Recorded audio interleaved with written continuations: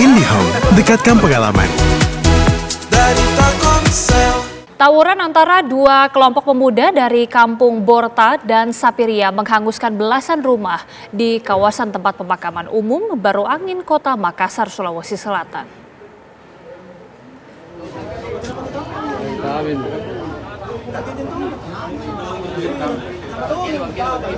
Petugas damkar dan polisi yang tiba di lokasi sempat kewalahan memadamkan api lantaran kedua kubu masih terlibat bentrokan pada Selasa siang.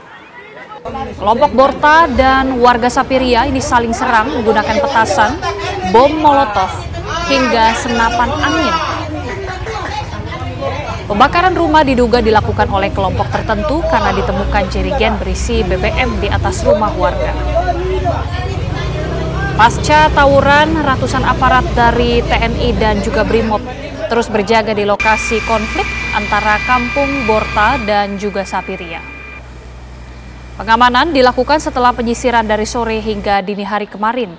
Aparat mengamankan sejumlah terduga pelaku dan juga belasan jenis sajam atau senjata tajam. Warga yang rumahnya terbakar akibat konflik tersebut kini hanya bisa pasrah melihat kediamannya hangus dilahap si jago merah.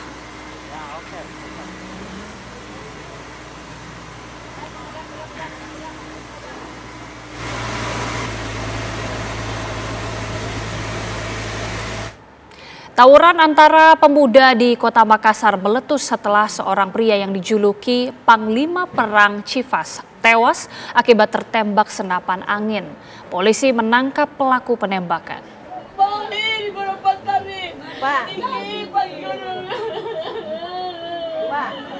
Tidak ikut gitu perang om tuh Pak, berdiri sih, saya ada saksi itu di situ yang beli itu senjata itu. Video amatir viral di media sosial memperlihatkan seorang warga tewas setelah tertembak senapan angin di bagian kepala di Makassar, Sulawesi Selatan. Tewasnya Nur Syam yang dijuluki Panglima Perang Cifas memicu kemarahan warga Sapiria yang kemudian melancarkan serangan balasan ke wilayah Borta. Perang kelompok tidak terhindarkan di area pemakaman Baru Angin pada Selasa 18 November. Ketegangan memuncak hingga memicu pembakaran 13 rumah warga di Lorong Bugis yang berbatasan dengan Lorong Borta. Tim gabungan Polda Sulsel dan juga Polrestabes Makassar bergerak cepat menangkap pelaku penembakan berinisial CBT 35 tahun. Satu pelaku pembakaran rumah juga telah dibekuk.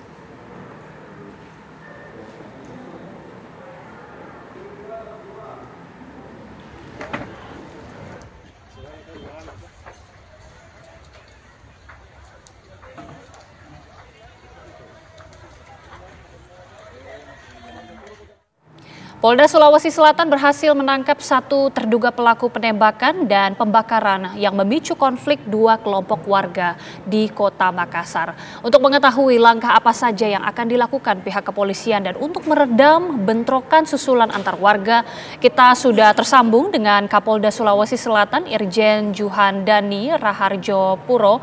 Pak Kapolda, selamat sore.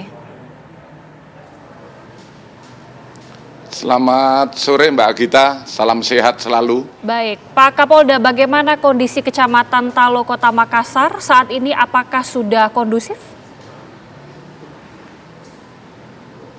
Terima kasih Mbak Gita. Untuk situasi kondisi di Kecamatan Talo sampai saat ini sudah terkendali, di mana kami menguatkan untuk pengamanan di Desa Talo, di Kecamatan Talo, di mana terjadi tawuran antar kelompok ini dengan kekuatan dari BRIMOB, kemudian Samapta Polda, dan juga Poltabes Makassar. Dan saat ini, alhamdulillah situasi sudah membaik, namun kita terus berupaya meredakan kedua belah massa yang kemungkinan juga akan terus melakukan upaya-upaya baik itu balas dendam dan lain sebagainya. Namun kami tetap berupaya untuk tetap menenangkan massa yang berada di sana. Gitu Mbak Aditya. Baik, Pak, kami konfirmasi kembali, apa benar pemicu dari konflik karena tewasnya ini Panglima Perang Chivas? Bagaimana Pak sebenarnya duduk persoalannya? Terima kasih Mbak Gita.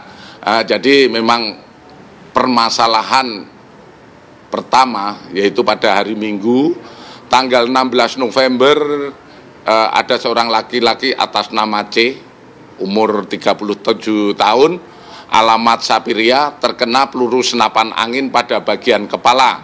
Kemudian dibawa ke Rumah Sakit Akademis Makassar dan yang bersangkutan meninggal dunia. Namun dari rangkaian kejadian tersebut memang pertama tidak dilaporkan ke pihak kepolisian, jadi kami mengetahui setelah adanya korban meninggal. Kemudian pada hari Selasa sekitar pukul 12.00 di tempat korban dikubur, yaitu di pekuburan Berangin, Kecamatan Talo. Setelah pemakaman terjadi penyerangan oleh kelompok pemuda Sapiria ke kelompok Lembo Kecamatan Talo terhadap pemuda Lorong Bota di mana berada di Kecamatan Talo Makassar. Kemudian dalam penyerangan tersebut mereka melakukan pembakaran sehingga mengakibatkan 13 rumah di Lorong Bukis terbakar. Kemudian hal tersebut dapat teratasi oleh baik damkar maupun kepolisian. Gitu Mbak Gita. Pelaku penembakan dan pembakaran ini sudah ditangkap, tapi apakah polisi masih memburu pelaku lain, Pak? Terima kasih. Memang sesuai yang kami arahkan kepada Direktorat Reserse Kriminal Umum dan Poltabes Makassar, kami segera mengambil langkah yaitu pertama dengan penegakan hukum, di mana kami sudah mengidentifikasi pelaku penembakan. Kemudian alhamdulillah pelaku penembakan bisa kami amankan. Berikut barang buktinya. Selanjutnya kami melaksanakan proses penyidikan lebih lanjut. Sedangkan untuk perkara pembakaran kami juga tetap melaksanakan upaya-upaya penegakan hukum, di mana kita sudah mengidentifikasi para pelaku dengan proses penyelidikan, dan saat ini 1 orang sudah kita amankan dan proses lebih lanjut ditangani oleh Direktorat Kriminal Umum Polda Sulawesi Selatan. Itu Mbak Agita. Baik, kita harapkan upaya yang dilakukan ini bisa semakin meredam konflik, dan juga yang masih tengah diburu ini bisa segera ditangkap. Terima kasih sekali lagi Irjen Pol Juhandani Raharjo Puro, Kapolda Sulsel, sudah bergabung bersama kami di Kabar Petang. Terima kasih Pak Kapolda, selamat sore. Selamat sore.